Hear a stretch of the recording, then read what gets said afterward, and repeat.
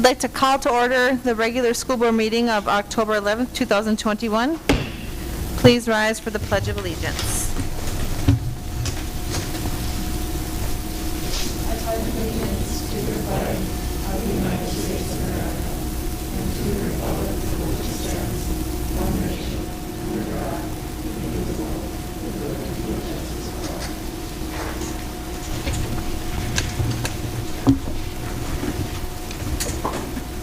Clerk Lynn, would you please go ahead with roll call, please? McDonald. Here? Farmeter. Here. Peterson. Here. Pockernet. Here. Bedgornet. Here.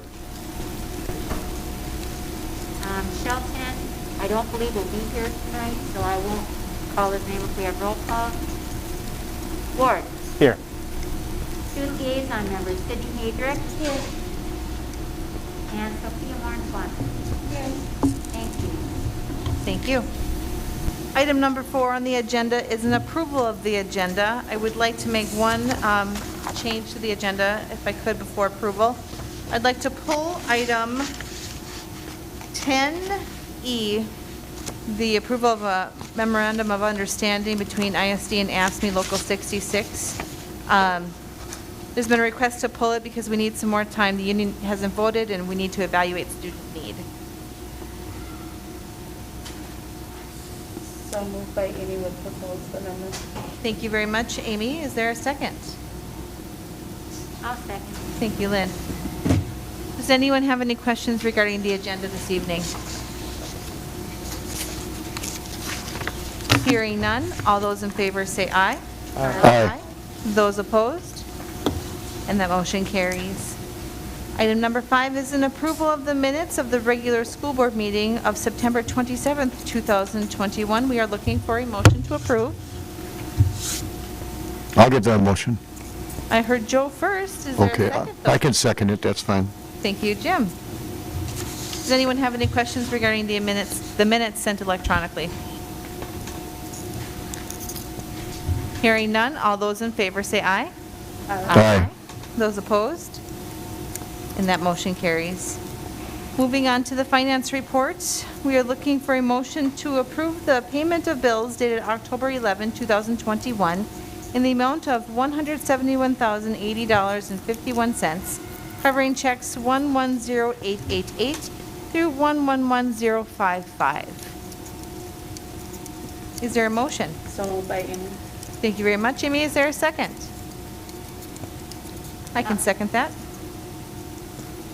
Does anyone have any questions tonight regarding the finance report?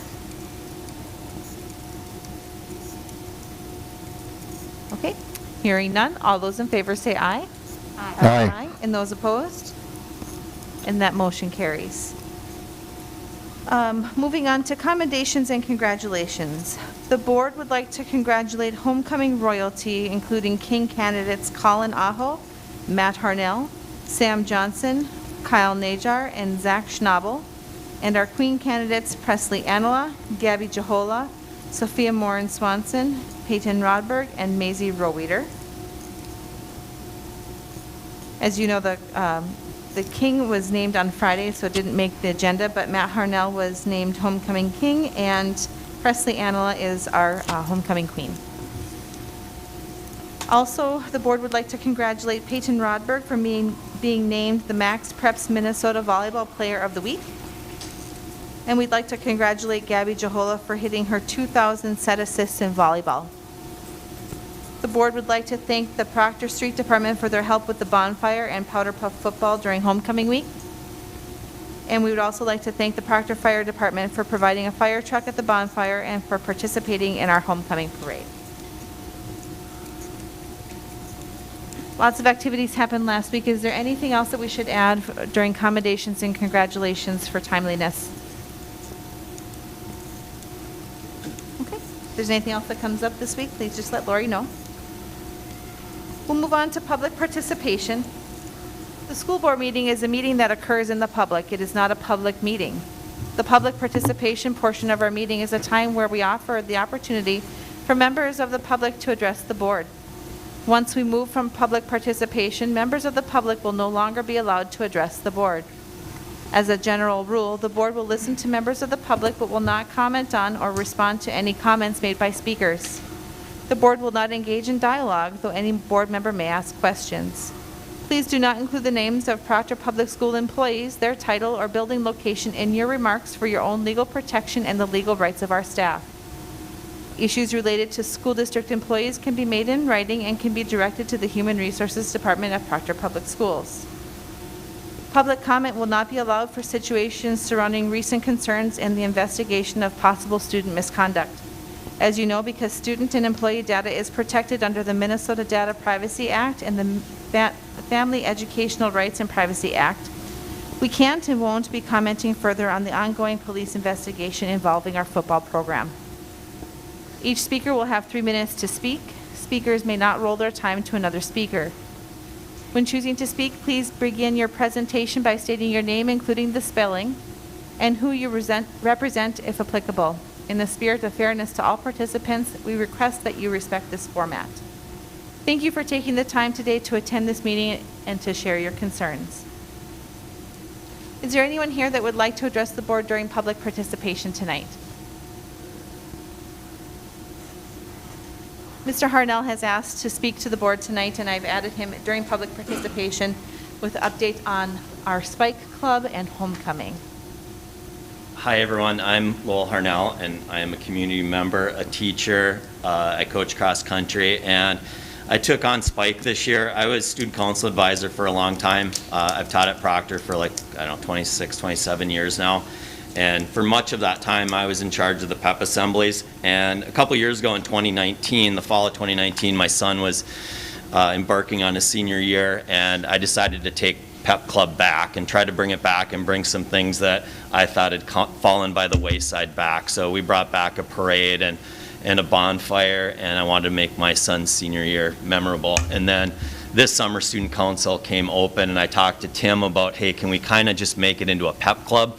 And so he said, yeah, you take over Spike, and I work with some great human beings up here trying to make school fun and the environment fun and make kids want to come to school, because some kids don't know what a PEP assembly is like because it's been a couple years. And we've got like 2 classes in the senior high now that have never seen a senior high PEP assembly until this year, or that kind of stuff. So we started the week off with powder puff football, and we were supposed to have a bonfire on Sunday, but it rained, and I talked to Tim, and we did powder puff football, and I'm going to say about 100 people showed up to watch and participate. We had 3 teams, which isn't a lot, but it generated some enthusiasm. We had dress-up days for the week, which I think I teach construction, so I'm not in the school. I'm the guy that builds the houses that Steve talks about every now and then. And so I wasn't in the school, but I'm kind of in the school, so I see the kids dressed up, and it seemed like we had a pretty good turnouts with dress-up days. Not everyone, but most. And then Wednesday we had the bonfire, and in my mind we had probably 200 to 300 people. In my mind, I'm looking at these folks, and they're kind of nodding. Most of which were from our school, and I don't think there was any serious problems that I'm aware of. And then we had a lot of we had a lot of sports mixed in there, and I think attendance at sports in general is probably up, I think, and our sports teams are pretty good this year, so that helps. And then on Friday we had we kind of juggled our schedule a little bit to accommodate Bayview to come over to the parade, which was really nice of Tim. It took some work on his part to juggle a few things, and Diane's part, and they got the younger kids bussed over. But first we had our PEP assembly, and that lasted an hour of whipping tennis balls and having fun in the gym, and I think the kids had a good time for the most part, and nobody lost an eye, so that was good. And Tim was a little nervous, and I said, it'll be fine. And then we had the parade at about 1:30, and we started at Agardal Field, and we went across the railroad track that way on 2nd Avenue, and there's a good turnout of young people. And then I also saw community members out there, and that was good. But there was a lot of enthusiasm, especially with our student body, and the elementary kids are really fired up because we threw candy out there, so they were all jacked and jazzed up with that. And then we finished the evening off with a dance up at the old hockey arena up there, the indoor turf, and we I'm not supposed to mention names, but we had a senior in high school who had DJ equipment, who came and did just a great job, kept the kids there, where I've chaperoned a lot of dances in my life. When I was younger, dances were very popular. They've kind of fallen off now, but it was well attended, and kids stayed till the very end, and I don't think they wanted to leave, so that was a good thing. They didn't find other extracurricular things to do, and they had just good, clean fun. And I'm not supposed to mention names, but I want to mention Mr. Roeder. I know I'm supposed to do this in writing. I apologize, but thank you, Mr. Roeder, for helping put on a great week. And I know it's been stressful for him, not homecoming, but other things that are out there. And he has been a great asset to our school. I feel really bad for him, but he is amazing. And Wood for juggling the Friday schedule. If you went to the soccer game, I've never seen 1,000 people at a soccer game. Sophie played in that game, and I'm sure she's never saw 1,000 people at a regular season soccer game before, and that was probably pretty special to play under the lights, and well, even though it was really foggy and you couldn't see the game very well, but it was still pretty exciting. So I want to thank Sophie, who's a senior. Kate Vogel helped out a lot. She's also a senior. I'm not supposed to mention names, but they helped me out. And I know they're the pulse of the school, let's say inside the school. I'm just the guy that has some ideas, but they know the people in the school, and they helped me put together put together a pretty good pep assembly, I think. And then Johnny Nowak did the music, and he was phenomenal. And I guess that's about all I have. Oh, well, maybe one more thing. One of my fellow teachers whose kids go to Pike Lake wish that Pike Lake could have attended, so I guess that's one area of improvement.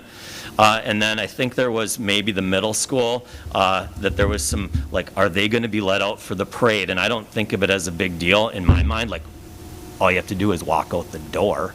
I mean, how hard is that? You get buses that go to Bayview and bring them across town. I mean, that takes some planning, but why can't the middle school just walk out their door? And I guess there was a kerfuffle with that, and it took some convincing, let's say, from some people higher up than me that they should go. And I don't think it should be that way. I think we need to include these kids in fun activities.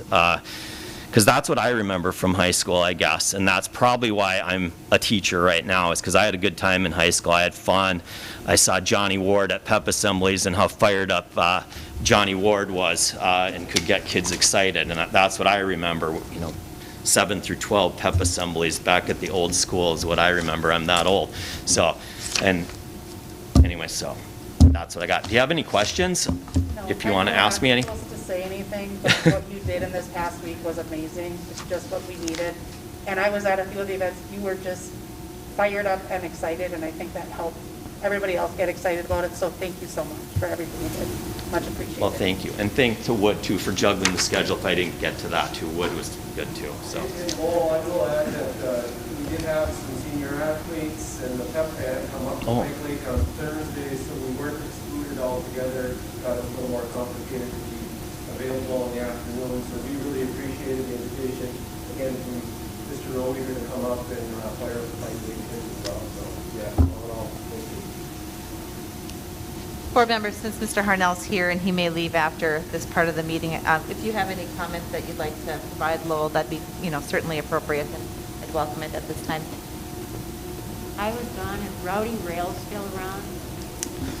Well, in 2019, there was some sightings of Rowdy Railhead in the yearbook, and during the pandemic, somehow from the fall of 2019, that parade, to the pandemic to now, Rowdy's head has been missing. And so we don't have the mascot anymore. Maybe it's out for grooming. You don't like the mustaches? Oh, sorry. Sorry, that's inappropriate. I just thought he needed a little care. Okay. I thought he was a little... Well, maybe we can revisit maybe getting a new, more modern head with different shaving styles. Are you trying to model one under your mask? I can't take my mask I off. know. We have a mask mandate here. And I like my job. I don't think anybody wants to hear. Okay, better? Sorry. I thought, we played Hermantown a couple different times this week in different athletic events, and I was really, I guess, touched by the support that Hermantown has given us across the way. You know, we're only separated by a road in some places, and I believe, you know, Hermantown came wearing green to the volleyball game to show their support, and their principal and their athletic director, and I believe other people, you know, people of leadership were there, not only just to support, I believe. I don't believe that they were there for any other purpose. We were at the soccer game, and I was sitting with Mr. Harnell and his family, and we watched some Hermantown players walk right across us and borrow some of the drums from the band. Just a good show of like, hey, and they were friends from outside there, but, you know, just that, we're just going to borrow your stuff. And they went and got their crowd, you know, riled up, and it was really fun, and they brought it back. Just good faith and just trying to support each other's, you know, guests at the game, and I thought that was just really neat. I don't know in a year that I've seen that before, I guess, you know. So we have a really good group of students, and I'm just glad that we have these opportunities for them. Thank you. Mr. Harnell, I'd also like to, first of all, say thanks for taking a breath. I thought you were going to pass out there for a minute, because you kept going and going and going. I'm so happy with you doing this year. It's very necessary that we do this year, and I remember them days too. And I did have fun in school, and I'm glad to see you're bringing that back. We need fun. So thank you. Thank you. All right.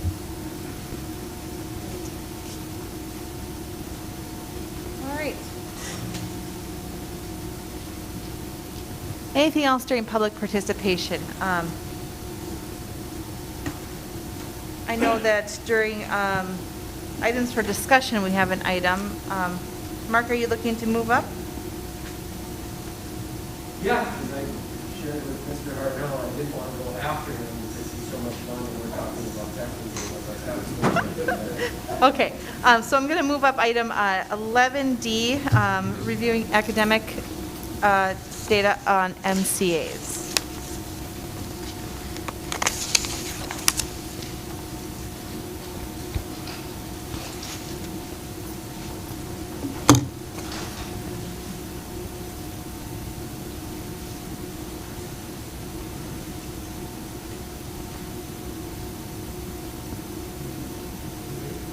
Yeah, just wait for.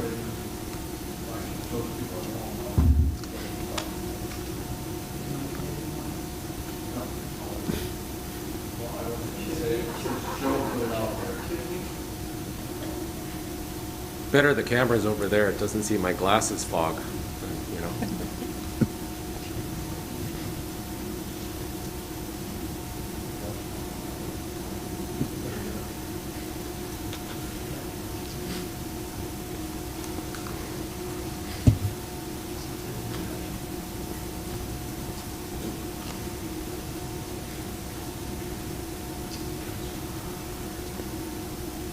You ready? Okay. Good evening, school board. I know that annually you get a report on our MCA, our accountability assessments, and so we're going to take some time to tell a little bit of a story about our performance this year. I think it's important to revisit that the many factors that affected student learning.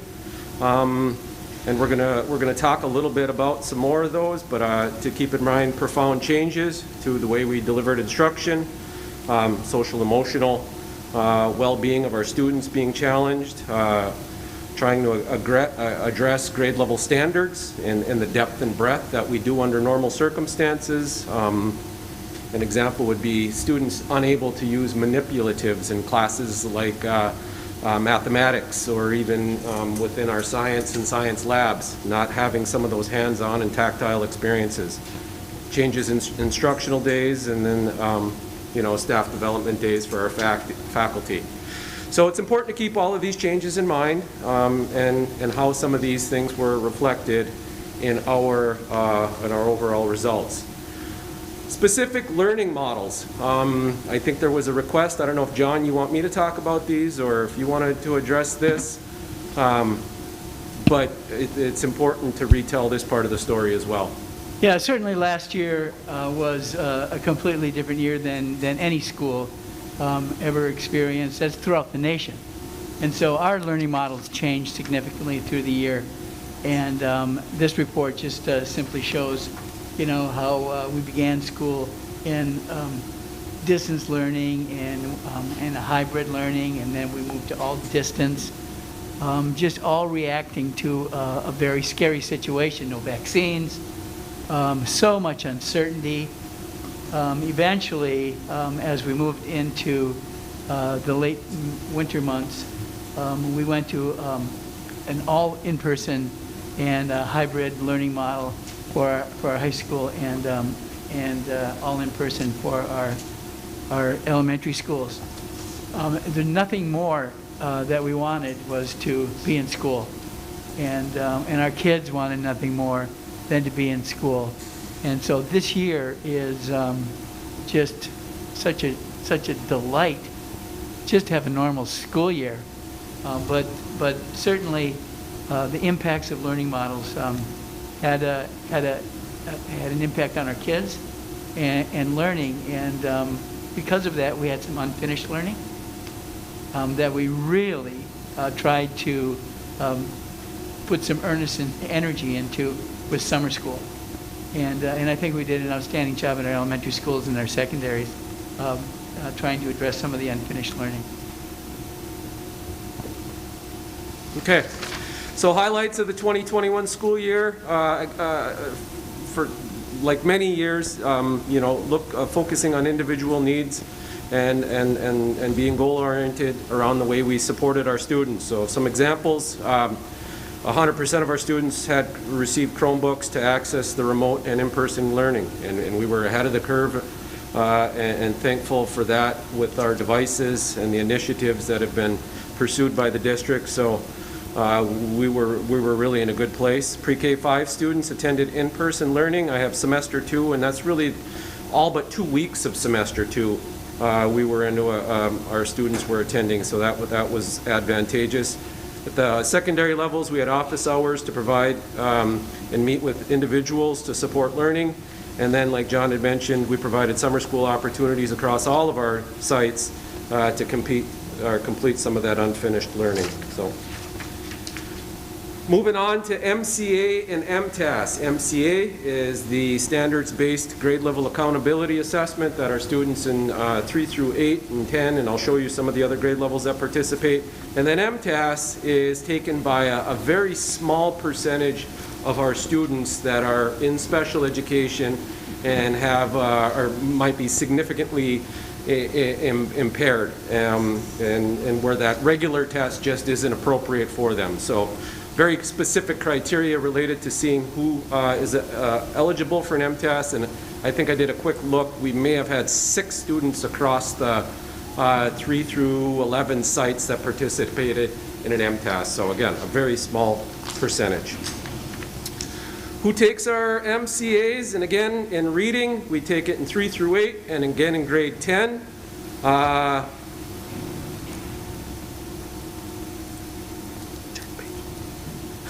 Mathematics, 3 through 8, and then grade 11.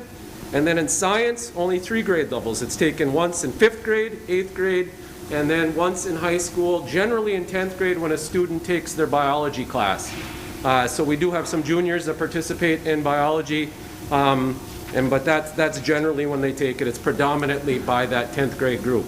And again, it's all standards-based, grade level standards. And so the MCA, Minnesota Comprehensive Assessment, gets updated periodically, and as there are new implementations of standards, the test is redesigned and calibrated to reflect what those standards are. And so we have the current standards that our current MCAs are based on up there. And I believe that slide or this handout was shared with you earlier, and we did make some changes. So I'll wait for just a second as John's getting that activated again. Hopefully some of you had a chance to review We were going to start with grade 3, 4, and 5 at Bayview, and then go into Pike Lake, grades 3, 4, and 5, and look at our math, and then our reading scores, and our science scores before transitioning on to the middle school. Do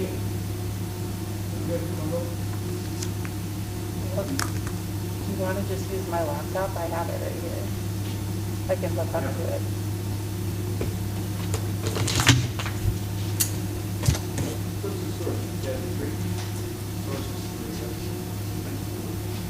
Once she plugs it in, it should just go right to that anyway.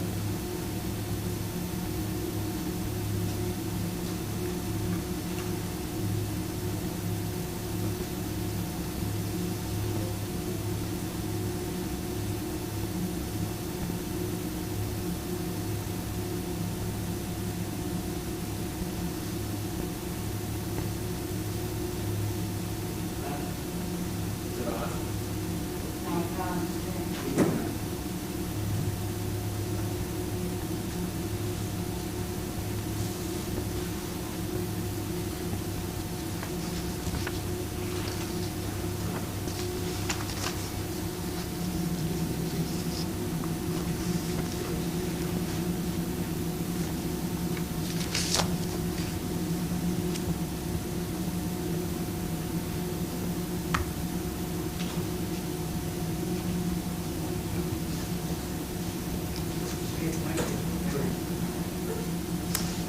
All right. So quick, I want to point out, just kind of as a indicator of what the colors are within these bar graphs. If we look at that dark blue, those are students that exceeded the grade level standards, and those scores vary by grade level and subject. Green indicates students that are meeting standards, and that's typically in a range beginning at 50. So if a third grade student earned a score of 350 plus, that means they've identified the standards until, or met the standards up until they potentially exceeded them. Light blue partially meets, that's generally in the neighborhood of a 40 to a 49. And again, these are 3-digit scores. Each, the first digit or in the score indicates the grade level. So it would be 3, 4, 5, 6, 7, 8, 10, or 11. Lastly, the gray does not meet, and those are generally scores below 40. So looking, what we have in front of you are our third grade elementary scores. It looks at statewide. Overall, the number of students tested statewide was 52,000. Within Proctor, we tested 121, and specifically at Bayview, 88 of those students. And then on that right-hand side, how our students performed in comparison to those other groups. And so that's what each of these charts, each of the assessments are, the next several pages. Moving on to the next page, we'll look at reading scores. Again, the overall statewide comparison on the left-hand side, and then statewide Proctor Public School District, and then Bayview Elementary specifically, looking at what percentage of those students scored in a particular range. Fourth grade, moving on, again, some of the highlights as we're looking at the Proctor Public School District, on the right-hand side, the large percentage of students that met is always nice to see, considering some of the learning models that our students experienced this year. So we're really proud of the different ways that our teachers were able to reach out and connect with students in lieu of the learning model that we were in. So I think that's always something that we need to celebrate, especially when we're looking at this data and looking at the reading scores as well. We had an opportunity to look at some of this information within our CAB meeting and talk about some of these things. But again, without saying too much about what's going on in each particular grade level, take a quick look And we want to focus on, again, those greens. We want to celebrate those students that are exceeding. And then one of the things that we specifically look at are some of those areas that are gray, and where are students not meeting the grade level standards, and what can we do differently to ensure that we're moving them in the right direction. All right? Science, again, 5th grade science, that was challenging because many of the things that our students do are lab-based in that 5th grade level, and so we want to make sure that we're capturing and getting those students excited about not only 5th grade science but STEM careers in general. Moving on. All right, Pike Lake 3rd grade, and we'll just kind of quickly go through 3rd, 4th, and then 5th grade. We look at elementary math. This is 3rd grade at Pike Lake was something I was very proud of. And you can take a look at those percentages. We had some small groups of students, and they were really able to do some pretty amazing things with those students, both in the math and in the reading. 4th grade, elementary math. Again, a fair number of students that are meeting and exceeding. And that goes for both of those subject areas.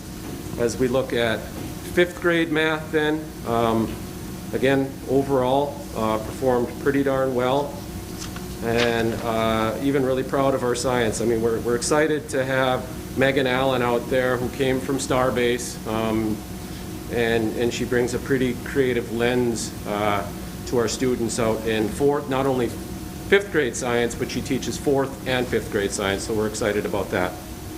All right, moving on to Jedlicka, grade 6 math.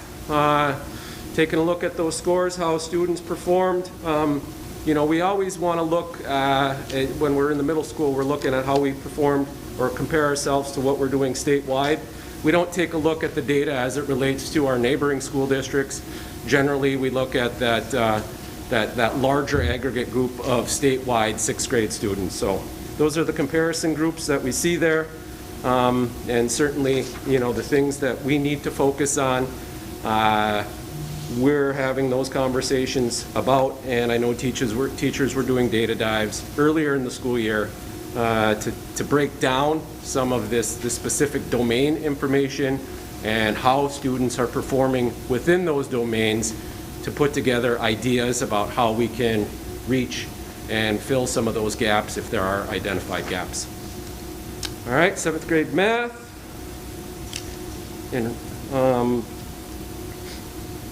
then reading. So I think it's easier if you take a look at those scores. I'm looking at gray tones. I didn't print it out in color here, so I'm trying to reference back and forth.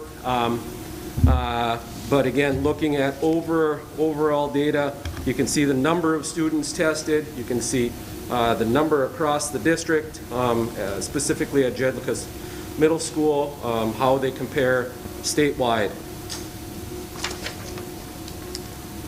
And let's see, we have next 8th grade science.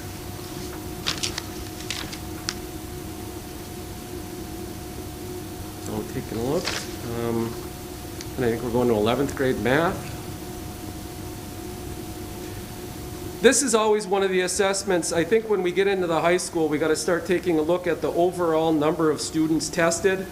We know that our 11th grade class, Mr. Roweeder, would you say there were probably 130 students in that last year? Yeah, and then we had 80 tested.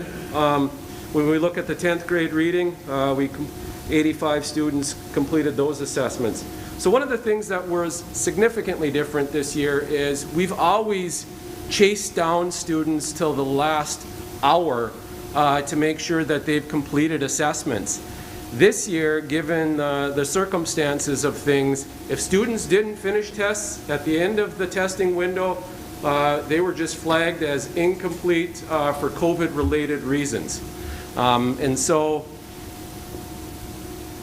that might be one of the factors related to the number of students tested, but certainly the learning model that the high school was in at the time didn't lend itself to the convenience that we've previously experienced, where we were able to put entire classrooms in an auditorium or in the field house and then test them in one fell swoop. It was very neat, it was very clean. And it's looked and felt differently, certainly this last year with that learning model. But again, you know, if we look at those numbers for the 10th grade reading there, the fair majority are in that met, and then we have a nice chunk that have exceeded it as well. So there are some highlights and some lowlights related to this assessment information, as there is every year, annually, and we spend a fair amount of time going through the data, not only as an administrative team, but as a learning teams, within our learning teams. This information was pulled and shared with all of those groups several weeks ago, so they're taking a look at this as it relates to their instructional practices in their classrooms. All right, communicating with families, we have the responsibility of sending home score reports every fall. They come to Pike Lake, they come to Bayview, they come to the secondary site. We communicate that information with the family. It's their child's score report, and it's accompanied by a document that helps them interpret what that information is sharing to them. So that's the way we're communicating with families. And then what are we doing now? We're meeting students where they are. We're providing and reviewing modeling around grade level expectations, certainly evaluating where students are at the elementary side, and trying to make some sense of where their mental health is at, how they're able to interact with peers, you know, how well are they getting along, how are they doing playing in large groups when they've historically not played in large groups for periods of time. So a good focus on our students and a collective effort across our district to make sure that we know who our students are and they're feeling connected to a positive adult in the building. All right, and then thank you. Questions? Board members, if you have questions for Mark, certainly feel free to go ahead and ask. I know one of the, Jean is going to be presenting at the next school board meeting and focusing a little bit more on what are we doing now as we talk about and review this information, how are we changing some of the things that we're doing within our schools, and so she'll be addressing some of those topics when she presents on the world's best workforce at the next board meeting. Mark, I had one question for you. Sure.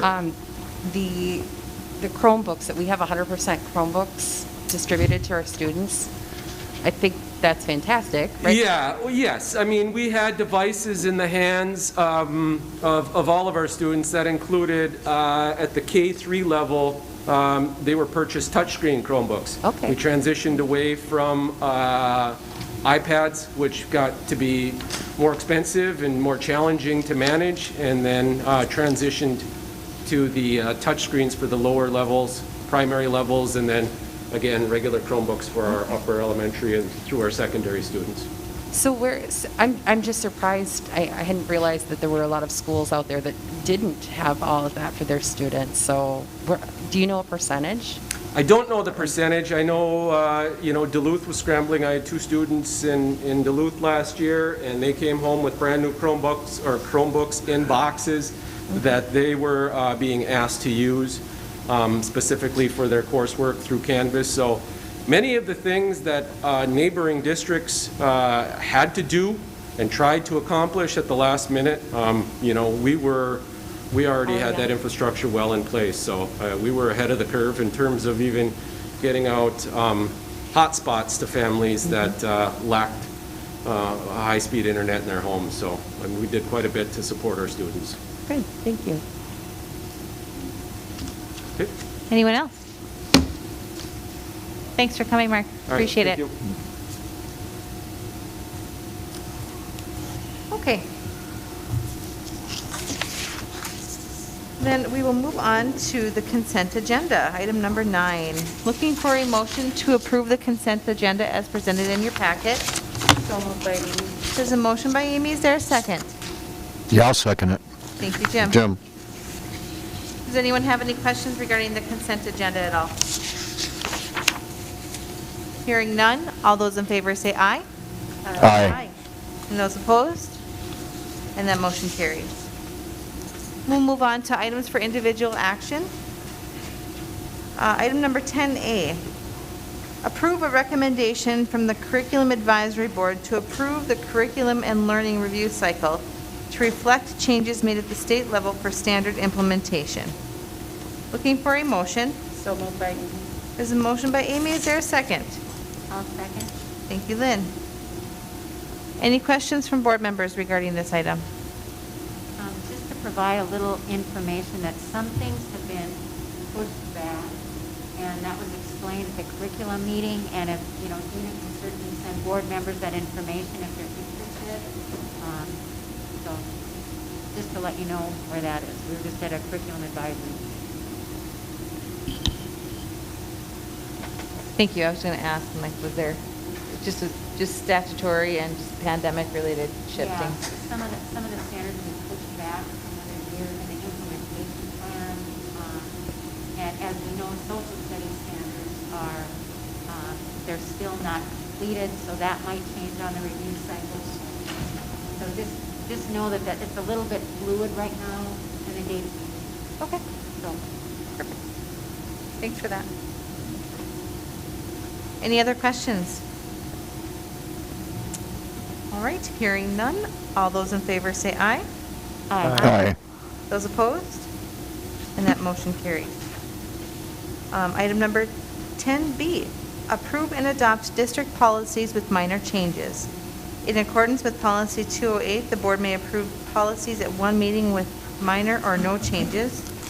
This is for Policy 507, corporal punishment, that's in your packet.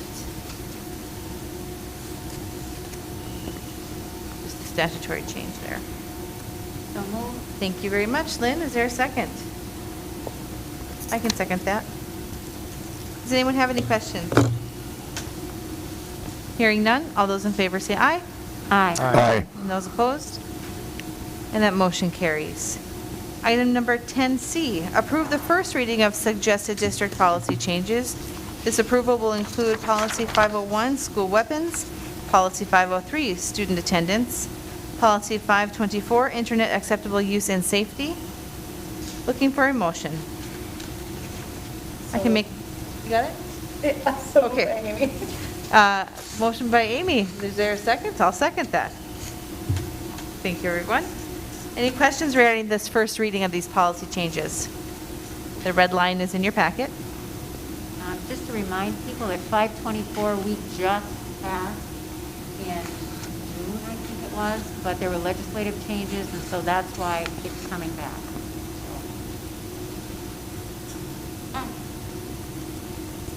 You okay? Yeah. Okay.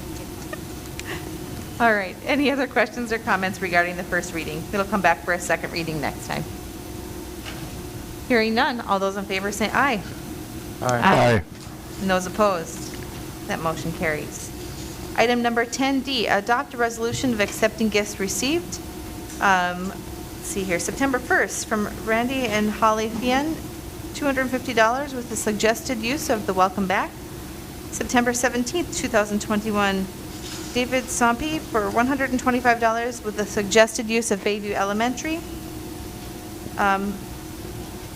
On September 17th, 2021, two separate donations from Precision Pipeline for a gift of $1,000 plus supplies for the back to school at both Proctor High School and throughout the district. And September 17th, 2021, Proctor Federal Credit Union, a gift of supplies with a suggested use of students in need. Looking for a motion. Madam Chair, Oh, can I sorry. just clarify, Randy and Holly Briant, that is a donation from Prudential, which sponsors our welcome back every year, and Randy does an outstanding job for their welcome backs. So I just wanted you to clarify that. It's a kind of a dual thing. Sure, appreciate that clarification, Don.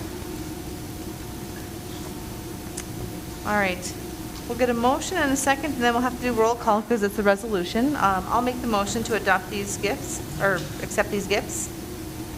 Is there a second? I'll second that, Joe. Thank you, Joe. Any questions regarding anything else of the gifts here? Okay. With a roll call vote, go ahead when you're ready, Lynn. McDonald, Yes. Farmeter, Yes. Peterson, yes. Cochranich, Yes. Podgornik, Yes. Ward. Yes. Unanimously approved. Thank you. Thank you. And then just to remind everyone, item 10E has been pulled.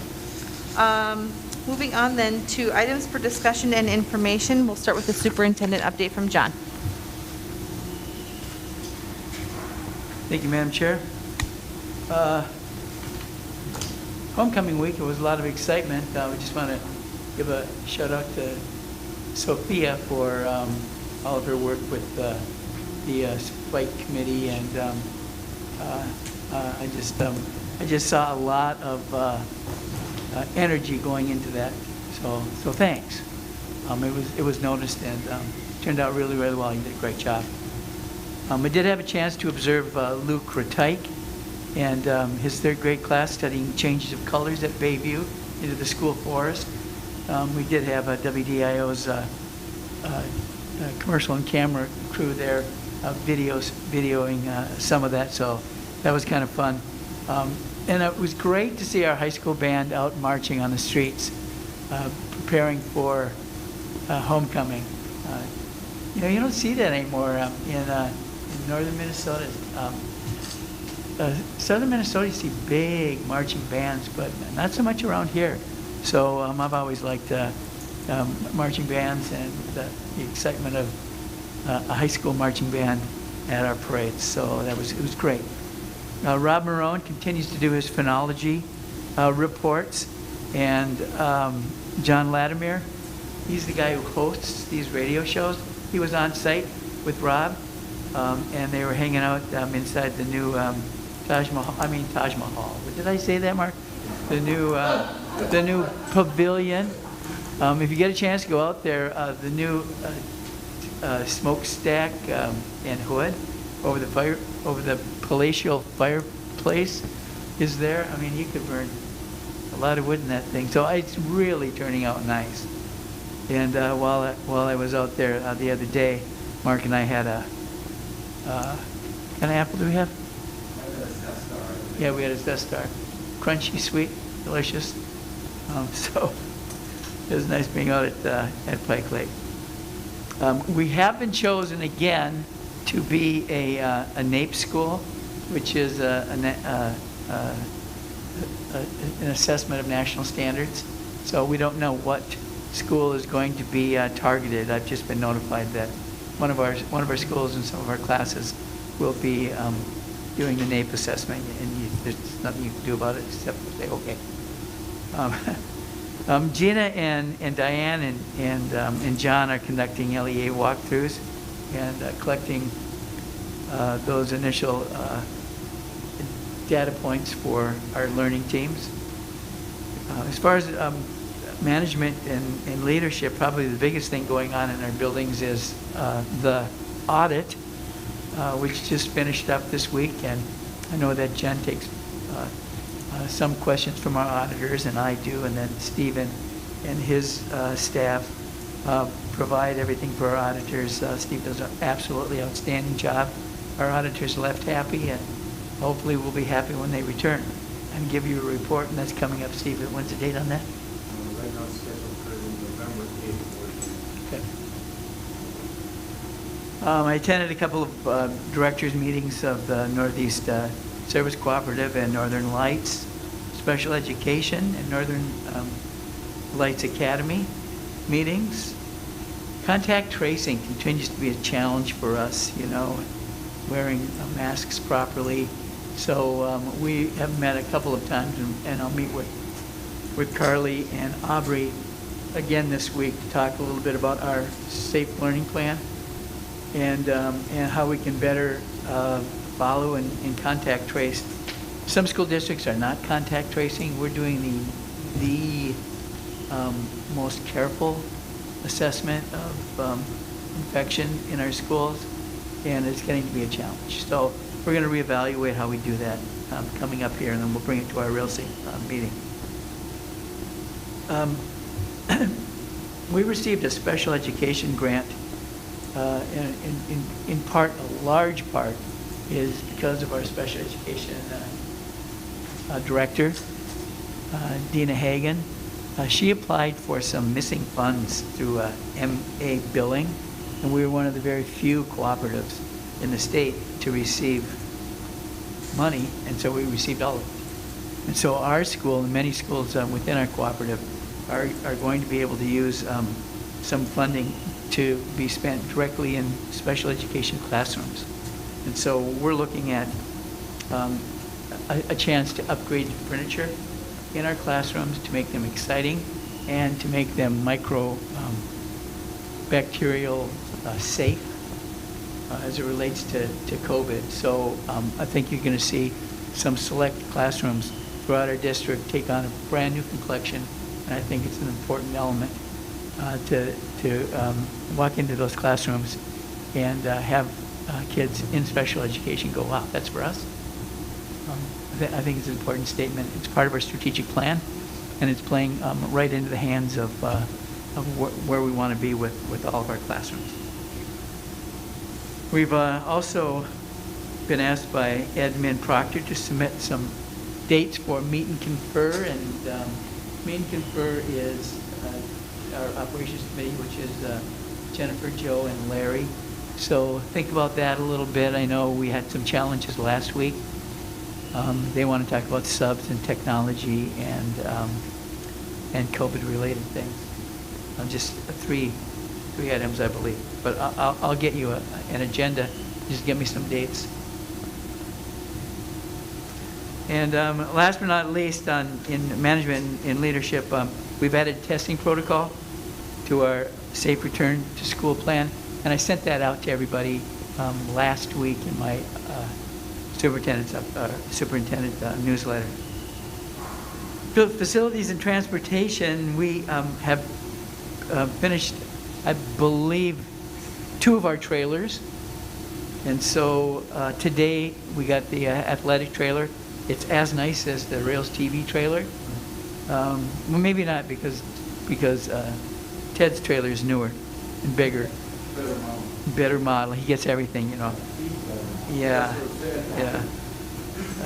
We have completed all of the MnDOT bus inspections. All 32 of our buses have passed, and then our message board at Pike Lake, Mark Hughes now has a new toy in his office. He has the command control on what's out there, so it's operational. Drive by at night. I think it's pretty bright during the daytime too, because when I went and looked at one, you know, the prototype for the one that we were going to use was a daytime review, and it was pretty light. So look for that, and remember we're sharing a portion of that with Kenosha. They've agreed to pay $10,000 for that sign, $10,000 portion of the price of that sign.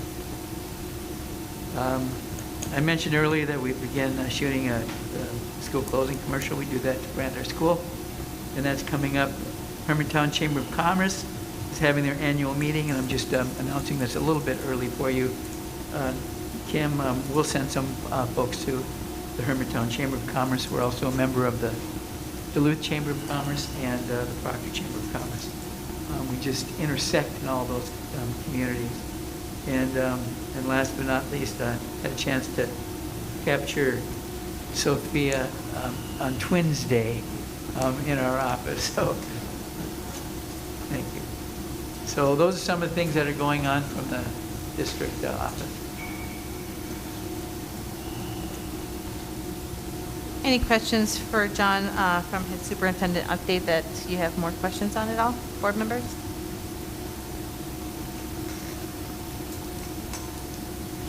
Okay. With none, then we will move on to item number 11B, update on COVID-19. For Proctor Public Schools, we're ticking up just a little bit. We're 42 in our infection rate next week. North St. Louis County is, I think, like 108. And the vaccination rates are very low up there. Some of the schools aren't masking. I think the things that we have in place are holding us pretty level. If you look at nationally, what's happening with COVID, Minnesota is one of the 7 states that is not seeing a trend downward. And I think it's because our surge came real late. I think we'll begin to see a decline, especially in our area and in our local schools. We're still having cases pop up here and there. I encourage anybody who hasn't been vaccinated to get vaccinated. It's in my opinion, the way we put an end to this, and in my opinion, I think, and in the opinion of health experts, it's the reason why we're starting to see some trending down at the national level as well. So we're going to continue to look at testing, protocols for that. Right now, we're using the Q test for our staff. So if a staff member thinks they may have COVID and need a test, they can self-swab and put it in the little tester kit. We usually do it twice, make sure there isn't a false negative or a false positive. And those Q tests are a molecular test, so they're the Cadillac of tests that we do, and we aren't providing any antigen tests that like you drive through Walgreens and do. And then for our students, we're providing the vault. You can get the vault downtown. We're lucky to have the deck here. You can get the vault downtown, or with parent permission, we can give you a vault test.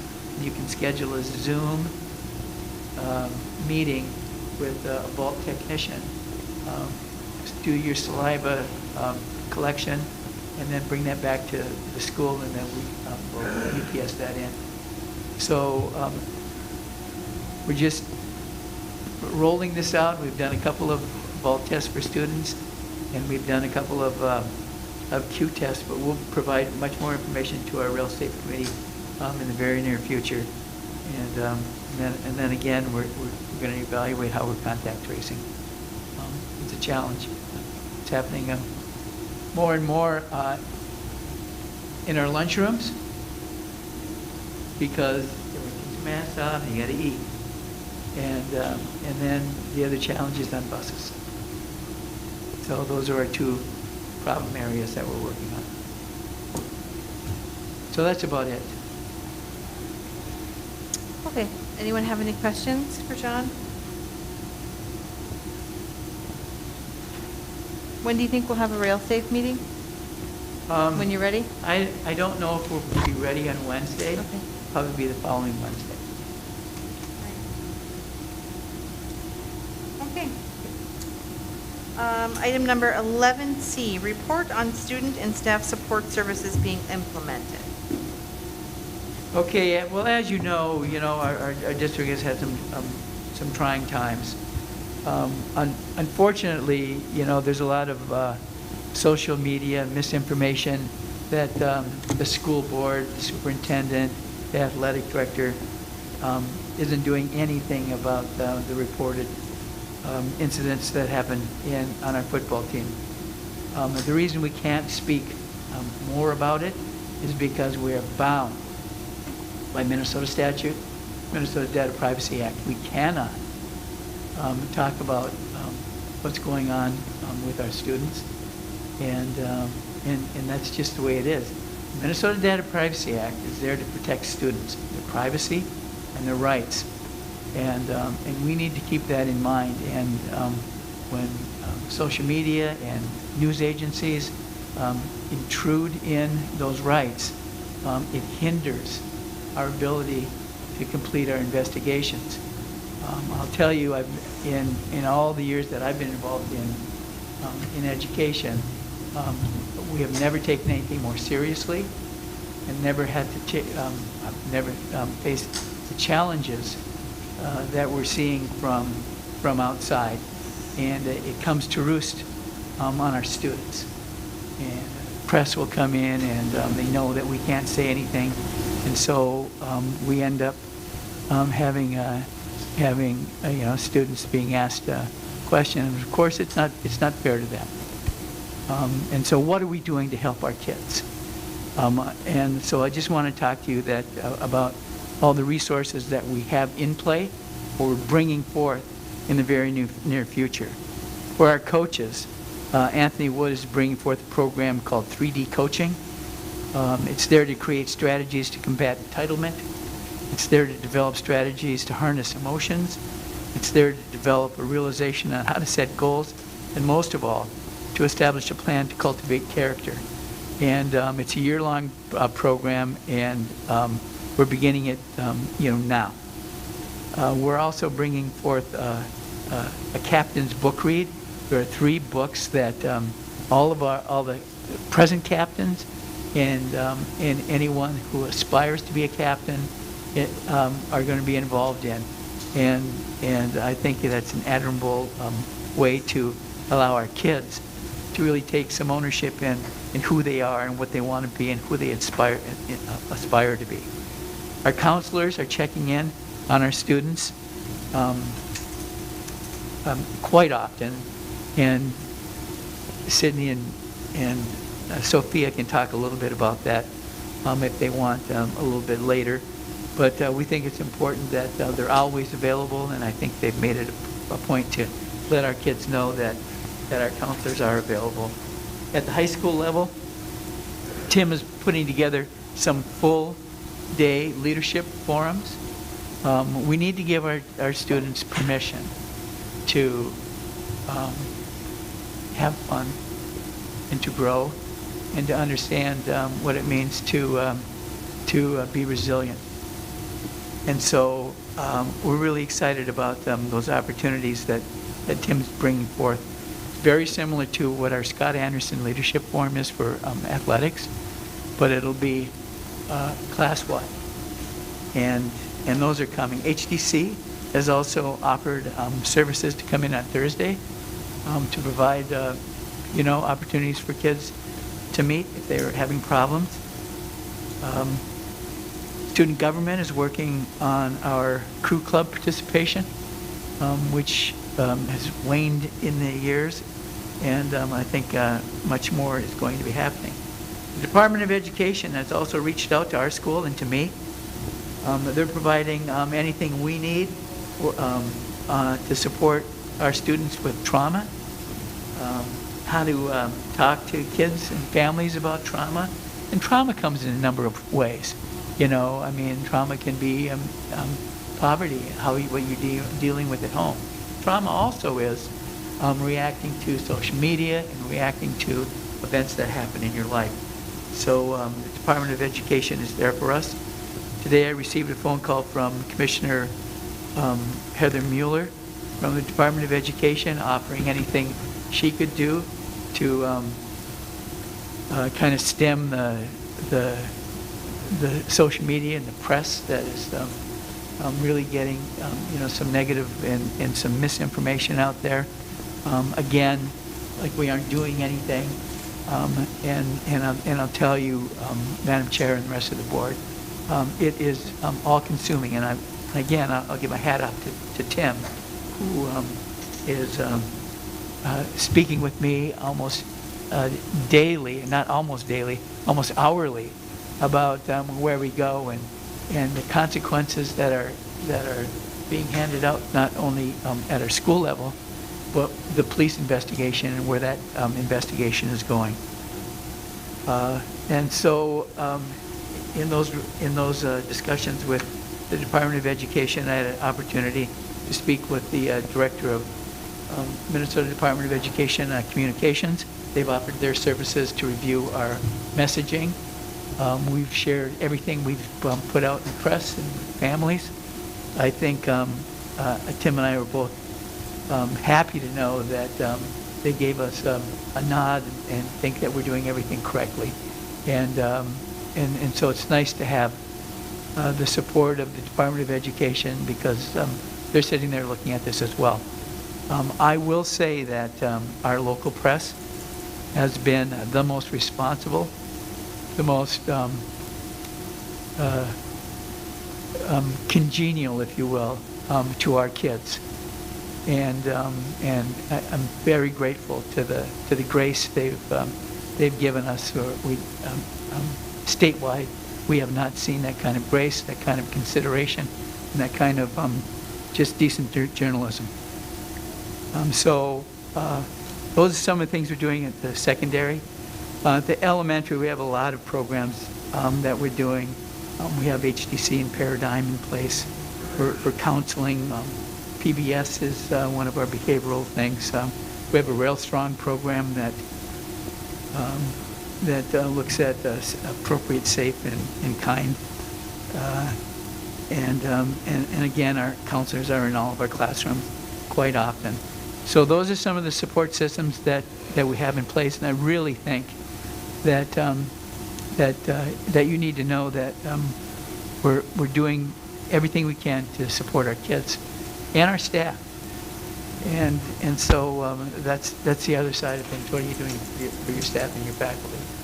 And we need to be cognizant of the fact that it's okay to just take a step back and be there for each other.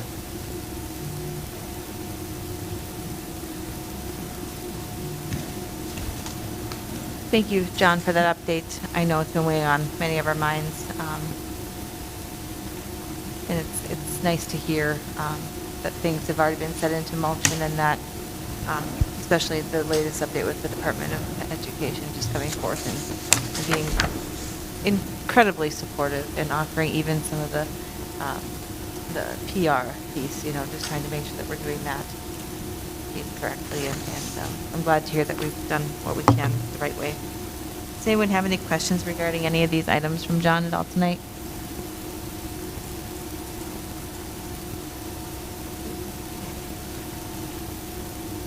Okay, let's see here. Item number 11D, we took care of. 11E, review the current order of discussion during motions of individual action.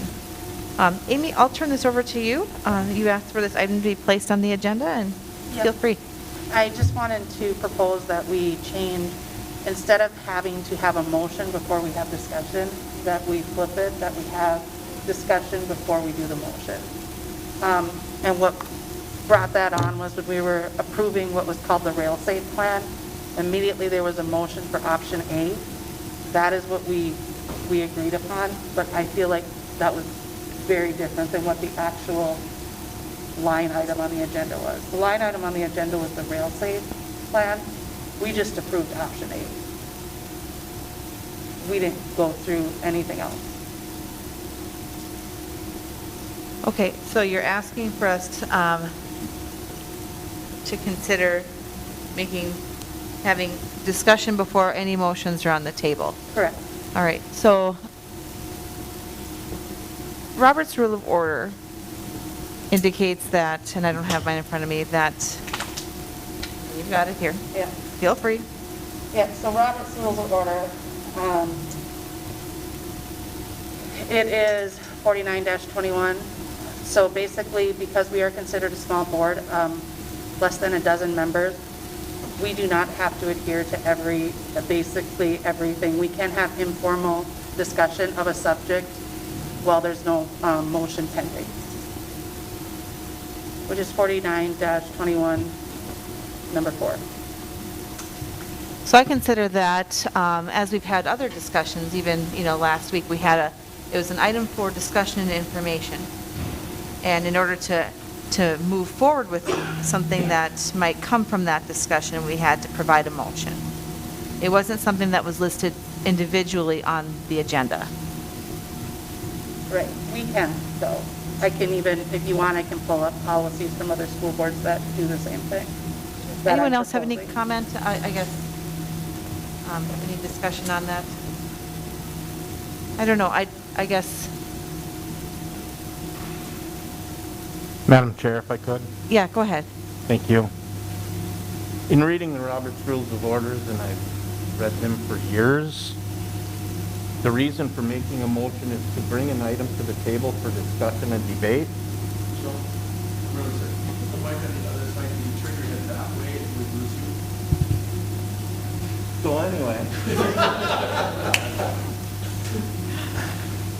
So the reason for making a motion is to bring the item to the table for discussion and debate. It says so in Robert's Rules of Orders, and I understand that different boards can adopt different parts of Robert's Rules of Orders and change things as they see fit.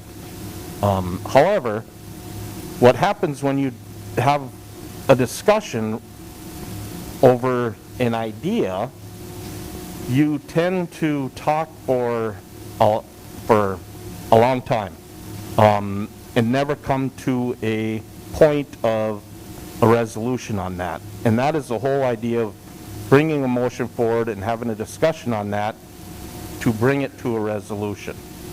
And that also is discussed right in Robert's Rules of Orders. Well, if we were to follow Robert's Rules of Order just on that one motion alone, you should have pulled yours when we started talking about numbers. So if you guys are not in favor of that, when we ask in the beginning to have the two items separated out on the agenda, then they should be. Because what we approved that day was not the entire rail safe plan. We did a motion for A. That was it. Those are two very different things. What was two very different things? It says to approve the rail safe plan, you made a motion immediately for option A. Then we started the discussion, we all approved option A, and we moved right on to the rest of the agenda.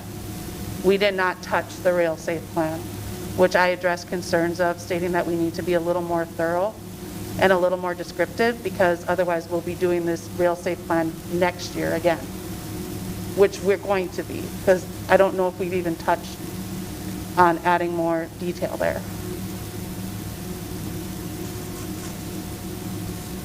So, I mean, I would like to make a motion that we change our current policy and have discussion before making a motion on an agenda item. And if it's turned down, then I want to be able to, if we suggest something to break it out, we don't just say, oh, we're going to talk about it in discussion and we'll get to it there. No, I want it broken out right away. Could you explain to me, Board Member Proctor, exactly what happens when we have a discussion and as soon as we're into the discussion, somebody makes a motion? We started the discussion. We were talking about it. What happened in that meeting wasn't even what the emotion that we are going to approve the rail safe plan. We didn't even talk about the rail safe plan. We talked about option A and option B, and it got heated. And we ended up just saying, okay, we're going to do option A. Nothing else on the rail safe plan was touched. We approved that as a whole, or no? Just to clarify, Amy, were you making a formal motion? Yeah. Okay, so then, should it be seconded before we move on? Sure, so Amy had a motion on the table. You can restate it so Lynn can have it on the record correctly. What I said, Amy moved to have discussion before we make a motion. Amy, do you want to change that at all? No. Okay. All right, there's a motion on the table by Member Parkinich. Is there a second?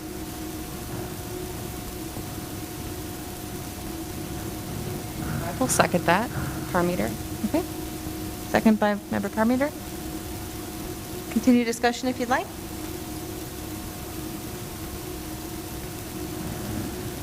I guess I'll continue discussion by just saying that I don't know if I want to rehash a meeting from the past, other than to bring out your point of asking for it to be different. I'm not going to rehash and have the battle again. I think that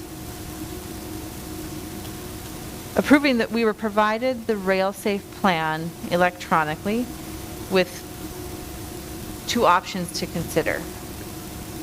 And so I think that however it was brought forward is acceptable with a motion for approving the rail-safe plan with one option, and then if it would have failed, then we would have moved on to a different kind of a motion. If it had been turned the other way, approve a rail-safe plan with option B, it would have passed or failed, and we would have continued the opposite way as well. So I don't know that in that instance that it would have, But then why, I mean, and not to rehash the same meeting, but this is why I'm concerned about it. Okay. When the meeting started, Kim Parmeter asked to have the two items separated. And we were told we will cover it all in the discussion. Yeah. That didn't happen. Immediately. So what we say we're going to do isn't happening. So that's not fair to everyone on the board as well as in the community. We didn't separate it. We were asked by Kim if we could separate it, and it was turned down. so separating and having two different motions on the table? Is that what she you're had asking for? asked was to separate the rail plan from the decision between option A and B. That's what she asked for. And what we were told was that we'll discuss all of it as soon as we get a motion on the table. Madam Chair, if I could. Go ahead. Again, I agree with what you're saying. Board Member Pockerich, you're rehashing an old meeting, and that vote did not turn out the way you obviously would have liked it to, and I'm sorry about that. But it does us no good to rehash that meeting. No, you're- Excuse me, I have the floor. Yeah. At that point, when the motion is made for option A and the rail-safe plan, that is the time to have the discussion. And that time was available. Quite an in-depth discussion occurred at that point. Okay, well, I'll just say that the motion didn't say for option A and the rail safe plan, and I'm not going to rehash that meeting. I could pick other examples out. What I'm saying is how it looked. I feel it did not look very good. If you guys don't agree with me, that's fine. But when I see something on the agenda now that I think should have two separate items on it, I will ask at the beginning of the meeting, or I will ask when the agenda is sent out. If I am told that no, we'll discuss it when we start doing our motion, I will get very noisy.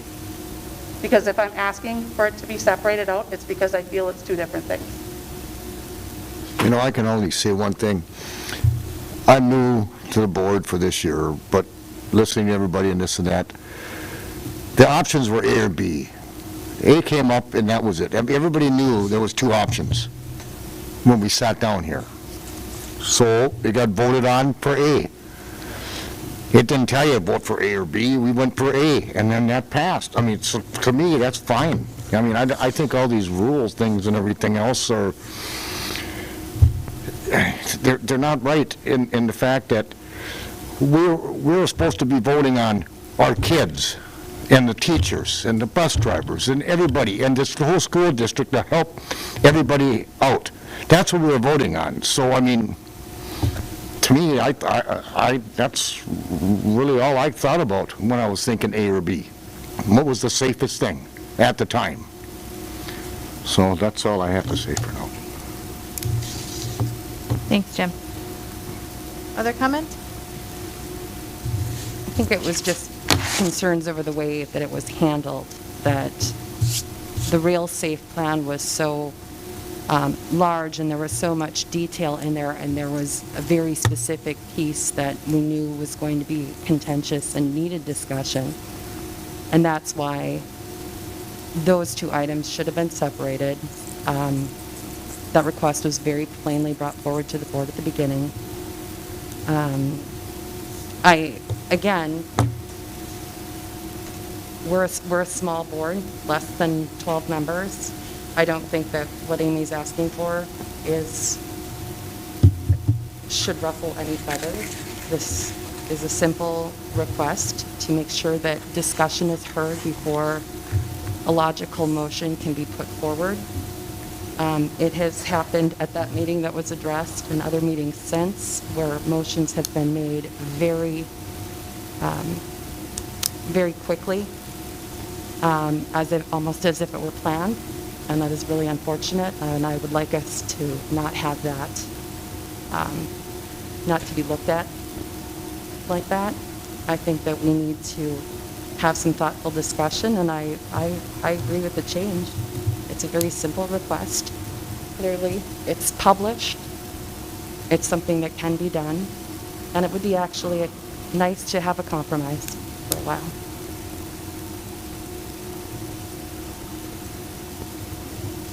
I guess my, Go I guess ahead, my question is how it looks on the agenda. Is it just listed then as an item?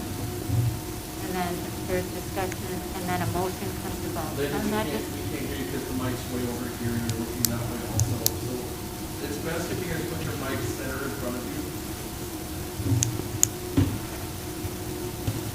All right. no, that's okay.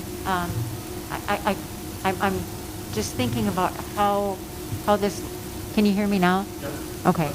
How it, I guess I'm having a hard time seeing how it looks. It How- would how look the same way. How it looks the same on the, sorry, turn my head.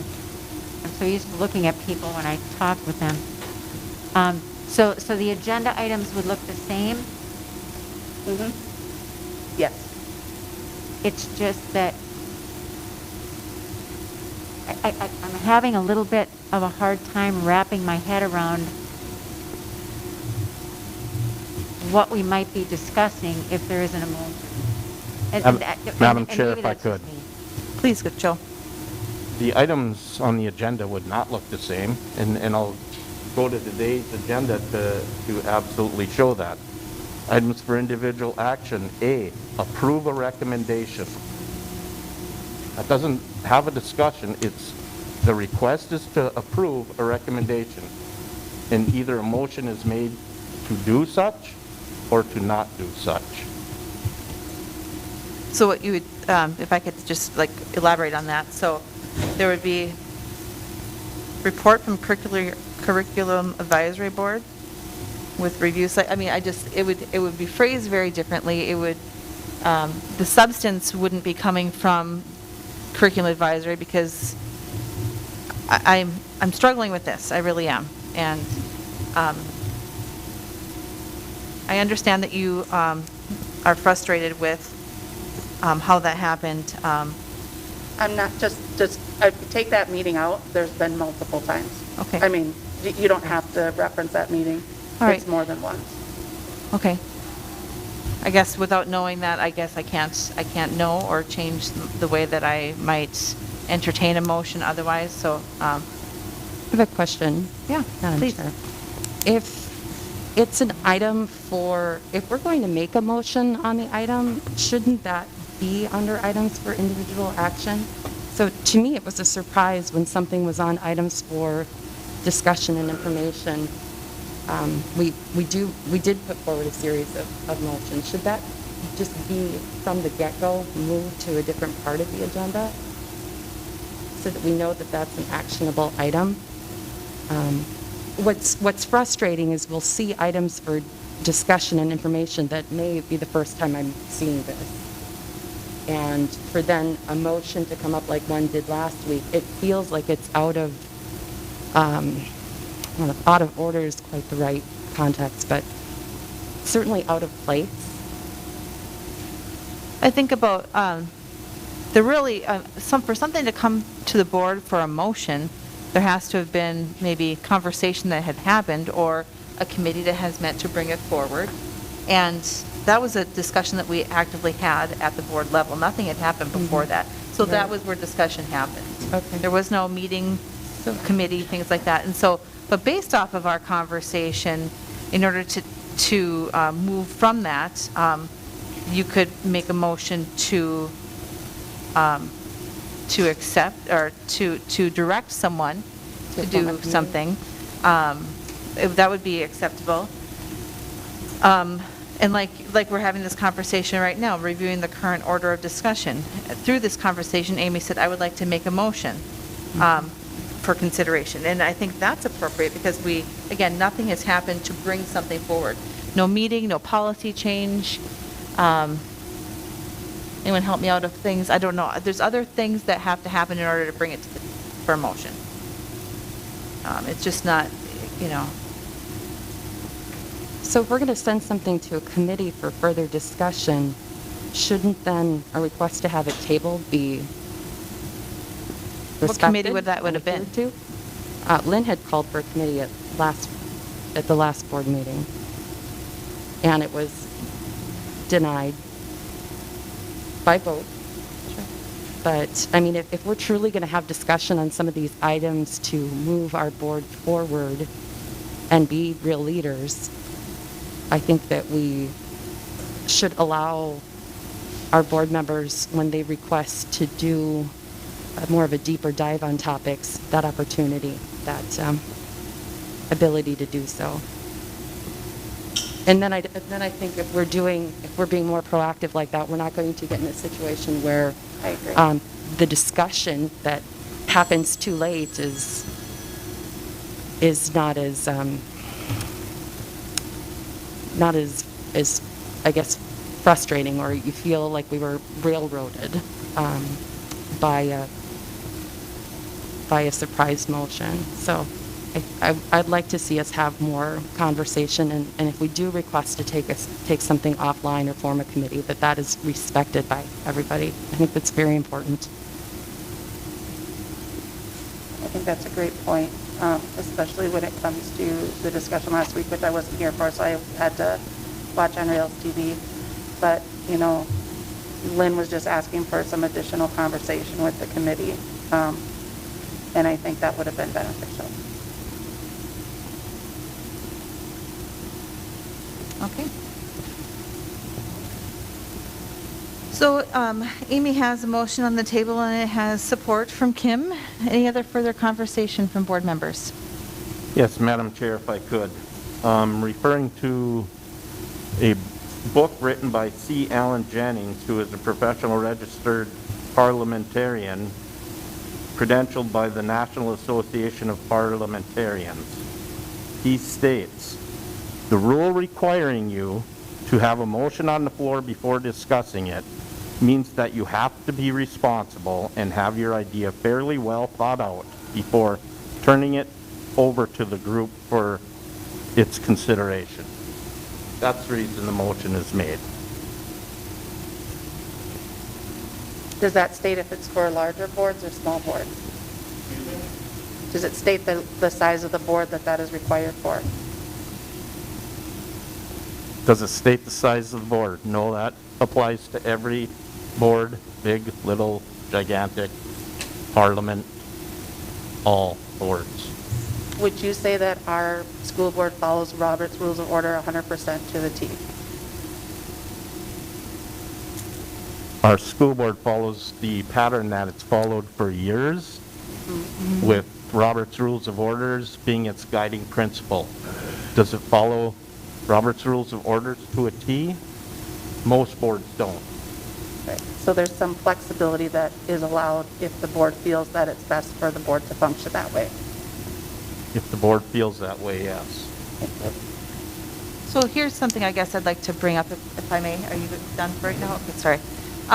When we get our board packet on Wednesday, or the board agenda on Wednesday with the packet to follow on Thursday, each individual board member has an obligation to do their own research, to make considerations, to read, to review, to look at policy, to look at statute if they will, to dive deep into their own decision-making on their own individual vote regarding items on the agenda.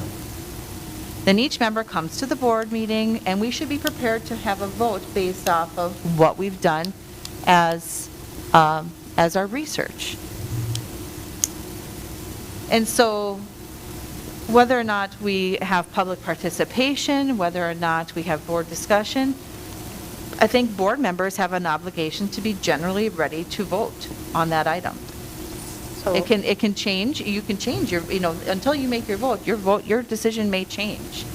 But in general, I think if you need clarification from the district office regarding bills that we have, we should probably check, we always have the business manager available to, before we approve a finance committee or a financial report.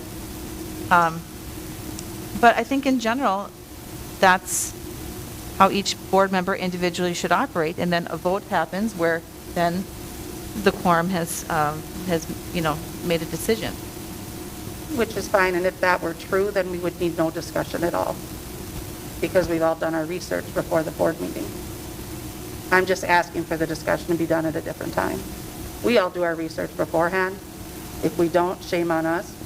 But that shouldn't change our opinion when we come to the board then, regardless.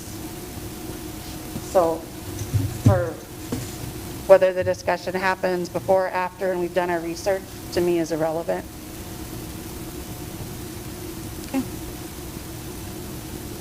So, go ahead. I'm sorry. So would there be times when the motion would come before the discussion in things of a recommendation from committees or, approving the financial report, and then other ones would, I'm struggling with how this looks and where they go. That's my struggle. I'm looking at basically the items for individual action. And I think that if we look at the current state of our world, essentially right now, we have to look at doing things a little bit differently to make sure that we're hearing each other, to make sure that we're making the best decision. I mean, I could come to a meeting having one idea, and after discussion, it might change, just based on feedback that I get from other board members. But status quo, this is the way we've always done it, I have a really hard time with.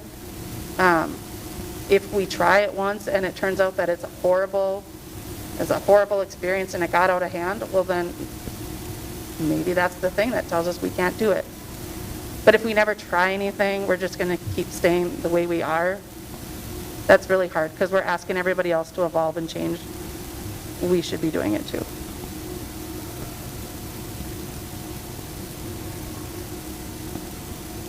Joe, did you have an opportunity to say anything? I feel like Lynn had a question, and then did you get a chance? Did you have a chance to speak again?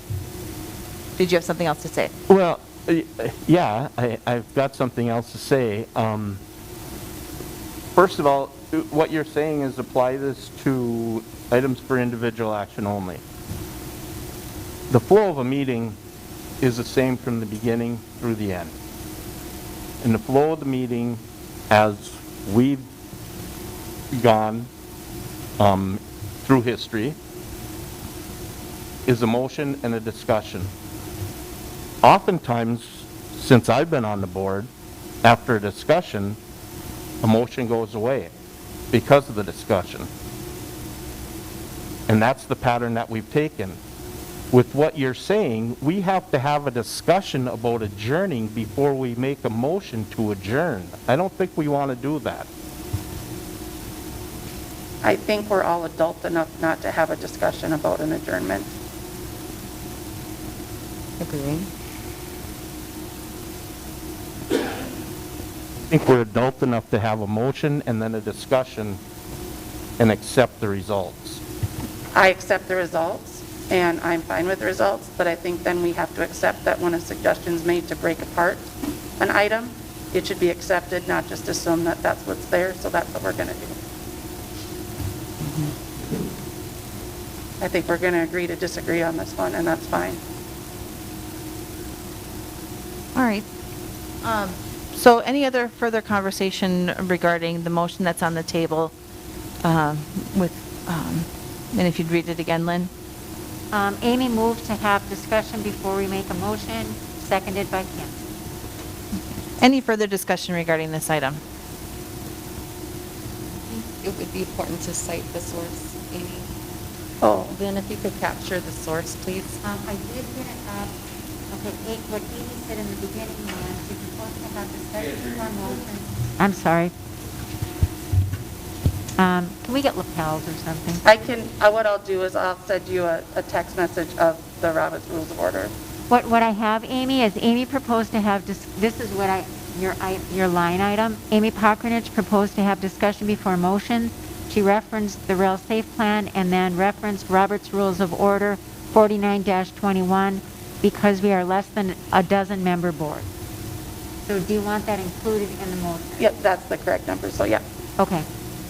Okay, so I will reword that motion into here. And then it was seconded by Kim? Yes. And I didn't get down all the discussion details. I just have discussion regarding how to handle discussion and motions are presented. Okay. All right, any further discussion regarding the motion that's on the table right now? Regarding the motion about discussion? Yeah. Since that is the motion. All right. All right, all those in favor say aye. Aye. Aye. All those opposed? Nay. Nay. I'm-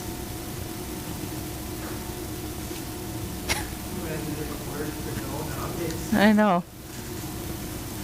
All right, so,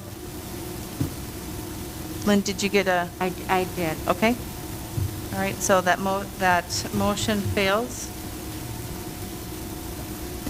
So, because it fails, okay. Okay. All right, then. I guess we'll move on to public relations update. Items relating to the district from the Proctor Journal. There are many different items that were mentioned throughout the past few weeks. You can go ahead and read there. Items relating to the district from the Star Tribune as well. Other media sources included. Moving on to item number 12, reports. School board committee reports in your electronic packet. You'll see that there's a policy committee report. Thank you, Lynn, for submitting that. Any other meetings that have happened? Curriculum? We had curriculum advisory today, and the report will be in the next board packet. Thank you. In your electronic packet, you'll also see the enrollment report for October 2021, which seems to have settled out after the start of the school year. Questions at all regarding that? All right, item number 13, communications, school board comments and observations. Any board celebrations to start things off? I have two things. The book fair, knock on wood, will begin in 2 weeks at Bayview in person. So that's a happy thing. Kids are pretty excited to see the posters go up today. And the other one is Rob Marone. I talked with him earlier today, and tomorrow he has 58 students that are going to be bused in to go to the school forest that's down on Skyline Parkway. He invited people to come and enjoy the forest with he and his students. Not like a mob, but you know, if people are interested, they're 3:45 on Tuesdays until I believe 5:30, and they'll be down on Skyline Parkway, not the overlook area, but the other one. And he said if it gets dark, bring a headlamp. So I just thought I would mention that if you want to go romp around in the forest. But I thought it was kind of a cool thing that he had so many kids interested. Nice. His forest club. I mentioned my stuff when Lowell was here, just about homecoming and the camaraderie amongst our own students and across neighboring districts as well. Anyone else? I just had a question, and it's not related to our discussion, but on the superintendent, it sounds like 3 people were selected to go speak. How are those people selected? Is it just, I think it's you, Joe, and Larry to speak with Minnesota EDU? Let me pull it up. It's Operations Committee. It's part of the... Oh, is that what that is? Yep. Okay. And that's just, they go through the normal, they just go, what is it that you guys do there? So it's, teachers, part of the contract is they have an opportunity to speak with the Operations Committee 3 times a year? John? Yeah. And so they provide an agenda and ask for a meet and confer, and we come up with a date. And it's part, if I don't have my template in front of me, I apologize, but all of our committee assignments is based off of that. Meet and confer is listed under operations. Gotcha.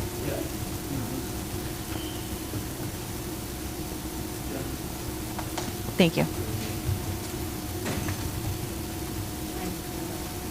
Oh, I don't need that. You're on I operations? just asked.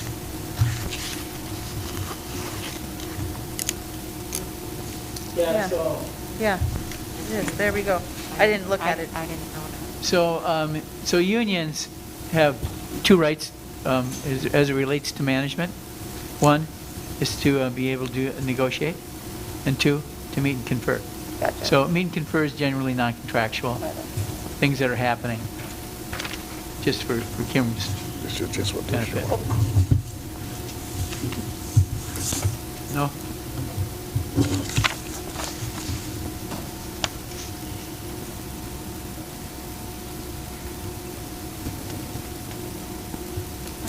Any other school board comments, observations, or otherwise? Okay. Ladies in the corner, student liaison board member comments. Thank you.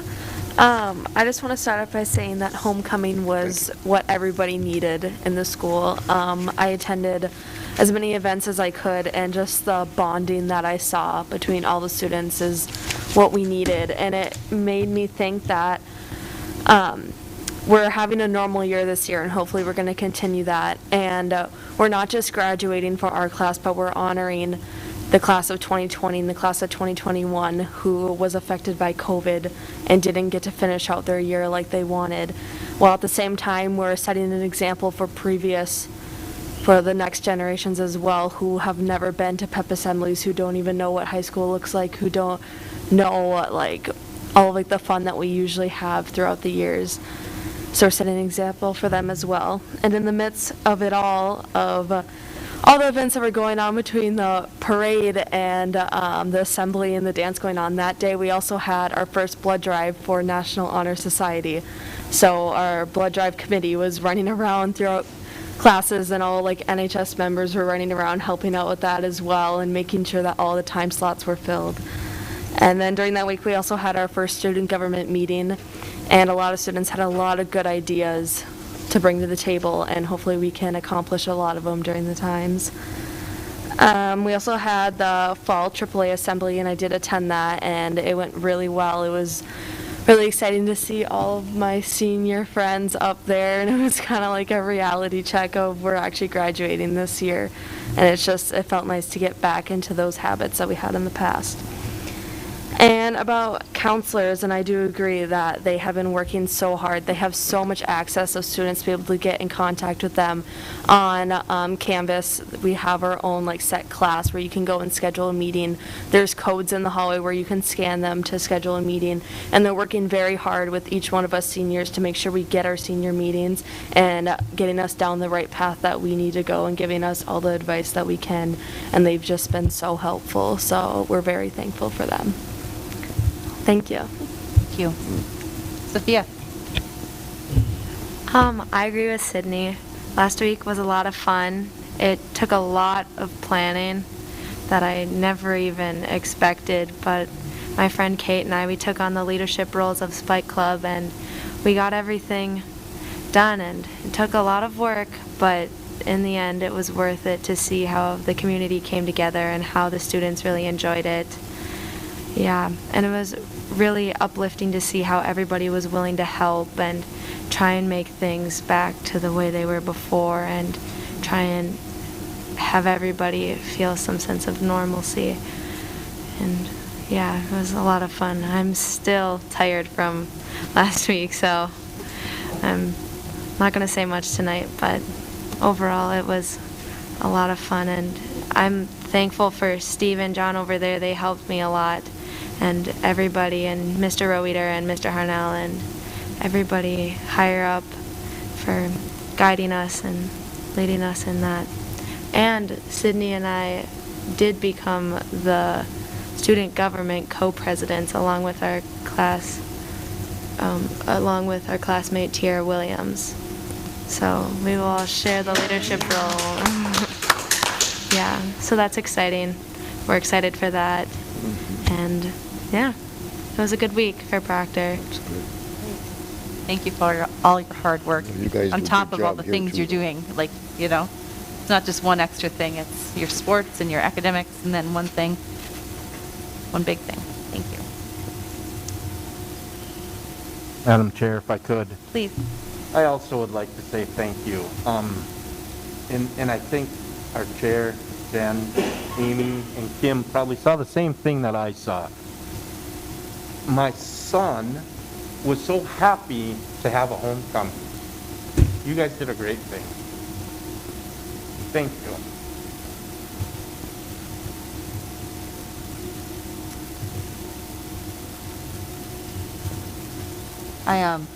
I donated blood at the end of the day on Friday, and I was told by a teacher just some really cool things that my son did for my daughter to make sure she could attend the parade. And, you know, and then Mrs. Harnell sent me the pictures of Tanner carrying her. And that's really important that kids are looking out for each other.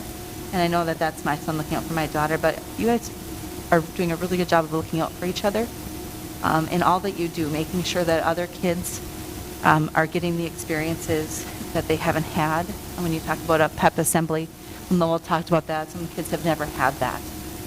That's important. Belonging is so important. It's like the base of your hierarchy of needs to belonging. Everything else sits and grows from that.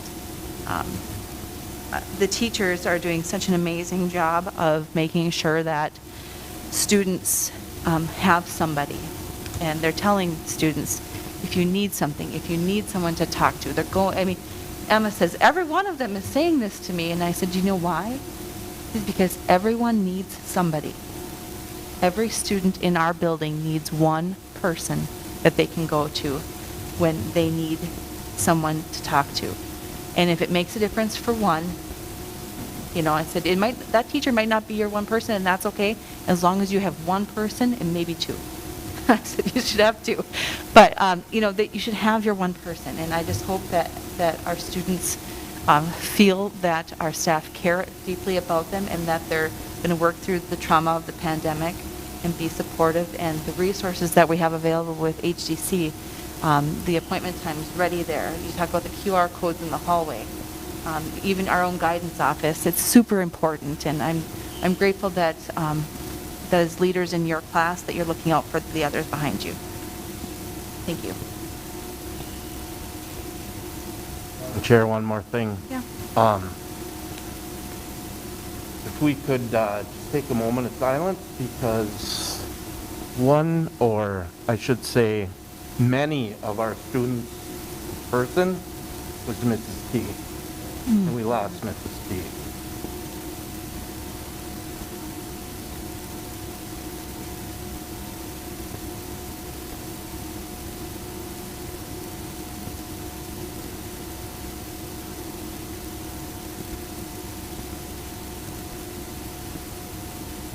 Thank you for that, everybody, and I just want, on behalf of the board and the administration and our students, to send our condolences to Mrs. T's family.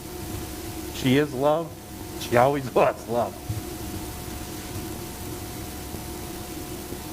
As a former cheerleader, you know, the homecoming festivities, you know, her services were held on Homecoming Friday. She did a lot for our school. I never realized it as much as I do now, just how things have changed a bit. But Lowell and I talked quite a bit about back in the day how homecoming was, and moving forward, and I couldn't help but just feel her all last week. So. It's a very nice service that Barb Steen and Gordy Westendorf eulogized Margie with. Very nice. Many school former teachers were there, former superintendents. Thank you for that, Joe.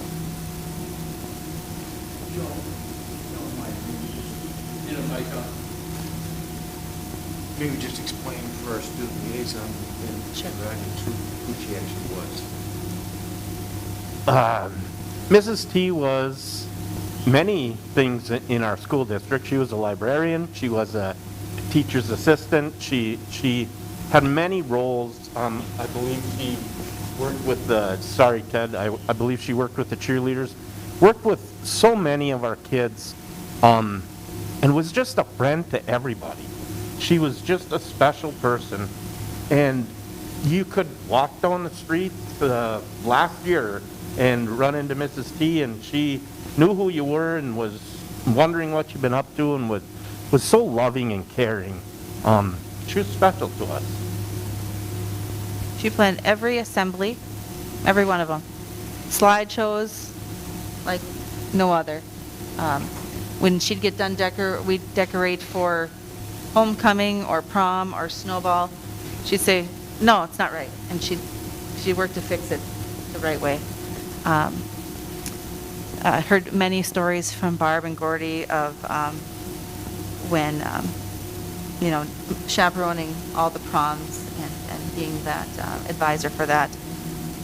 Roped Gordy into doing it early on.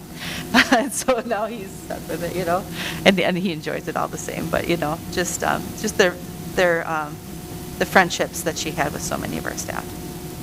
And, yeah. And she sold tickets to games. She was at swim meets. She announced things. And if you ever wanted to know anything, you went and asked Margie. And she'd say, can I tell you a little something? Sorry, I loved her. Yep.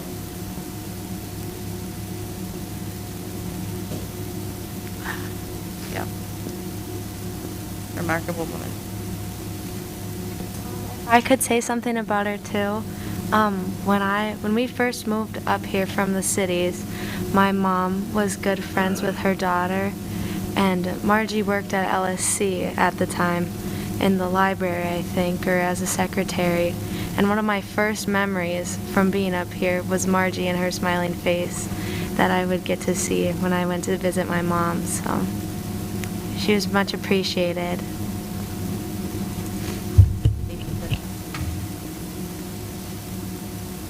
All right. Don't cry in a mask. I know. I'm just saying, Well, don't cry in It's your mask. not a meeting unless there's tears. Yeah, but I'm still a mess. We'll move on Sophie, to I'm glad- Township and City Communications if we could, just for the, One last thing. So, Okay. Sophie, I'm glad to hear that, and you understand now what we're talking about, Mrs. T.